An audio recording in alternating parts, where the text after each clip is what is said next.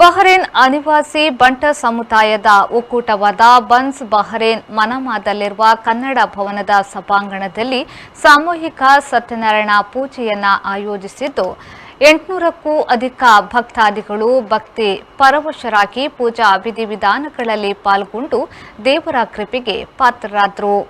ನಿತಿನ್ ಶೆಟ್ಟಿಯವರ ನೇತೃತ್ವದಲ್ಲಿ ಹೊಸ ಆಡಳಿತ ಮಂಡಳಿ ಅಸ್ತಿತ್ವಕ್ಕೆ ಬಂದ ನಿಟ್ಟಿನಲ್ಲಿ ಸಂಘಟನೆಯ ಪ್ರಥಮ ಕಾರ್ಯಕ್ರಮವಾಗಿ ಈ ಸತ್ಯನಾರಾಯಣ ಪೂಜೆಯನ್ನು ಆಯೋಜಿಸಿದ್ರು.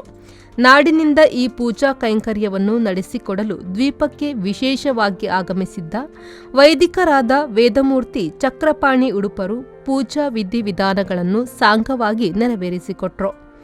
ಪೂಜೆಯುದ್ದಕ್ಕೂ ಭಜನಾ ಮಂಡಳಿಯಿಂದ ಭಜನಾ ಕಾರ್ಯಕ್ರಮವನ್ನು ಏರ್ಪಡಿಸಿದ್ದು, ವಾದ್ಯವೃಂದದೊಂದಿಗೆ ಸುಶ್ರಾವ್ಯವಾದ ಭಜನೆಗಳು ನೆರೆದ ಭಕ್ತಾದಿಗಳನ್ನು ಭಕ್ತಿಪರವಶರಾಗುವಂತೆ ಮಾಡಿತು.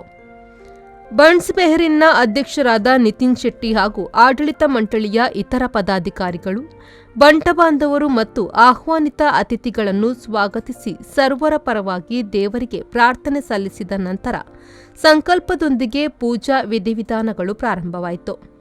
ಗಣಪತಿ ಪೂಜೆ, ಕಳಸ ಪೂಜೆ, ನವಗ್ರಹ ಪೂಜೆ, ಸತ್ಯನಾರಾಯಣ ದೇವರ ವೃತ ಕಲ್ಪೋಕ್ತಿ ಪೂಜೆ, ಭಜನೆ ಸಂಕೀರ್ತನೆ, ಸತ್ಯನಾರಾಯಣ ದೇವರ ಕಥೆಯ ನಂತರ ಮಹಾಮಂಗಳಾರತಿ ನಡೆಯಿತು.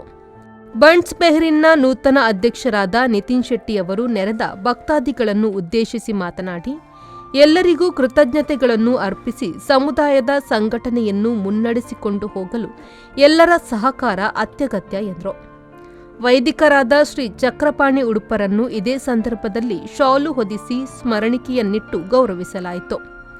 ಅಲ್ಲದೆ ಬನ್ಸ್ ಬೆಹರಿನ್ನ ಮಾಜಿ ಅಧ್ಯಕ್ಷರು, ಅಮ್ಮ ಕಲಾವಿದರು ಸಂಘಟನೆಯ ರೂವಾರಿಗಳು ಆಗಿದ್ದ ಕಳೆದ ಸುಮಾರು 2 ದಶಕಗಳಿಂದ ದ್ವೀಪದಲ್ಲಿ ಸಾಂಸ್ಕೃತಿಕ ರಂಗದಲ್ಲಿ ಮುಂಚೂಣಿಯಲ್ಲಿದ್ದ ಮೋಹನ್ ದಾಸ್ ರೈ ಎರಂಬು ಅವರು ದ್ವೀಪವನ್ನು ಶಾಶ್ವತವಾಗಿ ತೊರೆದು ತಾಯ್ನಾಡಿನಲ್ಲಿ ನೆಲೆಸುವ ನಿಟ್ಟಿನಲ್ಲಿ ಅವರನ್ನು ಶಾಲು ಹೊದಿಸಿ ಸ್ಮರಣಿಕೆಯನ್ನಿಟ್ಟು ಸನ್ಮಾನಿಸಿ ಶುಭ ಹಾರೈಸಲಾಯಿತು. ಬನ್ಸ್ ಬೆಹರಿನ್ನ ಸಾಮೂಹಿಕ ಸತ್ಯನಾರಾಯಣ ಪೂಜೆಗೆ ದ್ವೀಪದ ಎಲ್ಲ ಸಮುದಾಯ ಮತ್ತು ಸಂಘಟನೆಯ ಅಧ್ಯಕ್ಷರು, ಪದಾಧಿಕಾರಿಗಳು, ಸದಸ್ಯರುಗಳು ಭಾಗವಹಿಸಿದರು. ಮಹಾಮಂಗಳಾರತಿಯ ನಂತರ ಭಕ್ತ ಸಮೂಹ ತೀರ್ಥ ಪ್ರಸಾದ, ಸಪಾತ ಭಕ್ಷ್ಯ ಸ್ವೀಕರಿಸಿದ ನಂತರ ಮಹಾಪ್ರಸಾದದ ಅಂಗವಾಗಿ ರುಚಿಯಾದ ಭೋಜನದ ವ್ಯವಸ್ಥೆಯನ್ನು ಮಾಡಲಾಗಿತ್ತು. ಕಮಲಕ್ಷ ಅಮೀನ್, ವಿ4 ನ್ಯೂಸ್, ಬೆಹರೇನ್.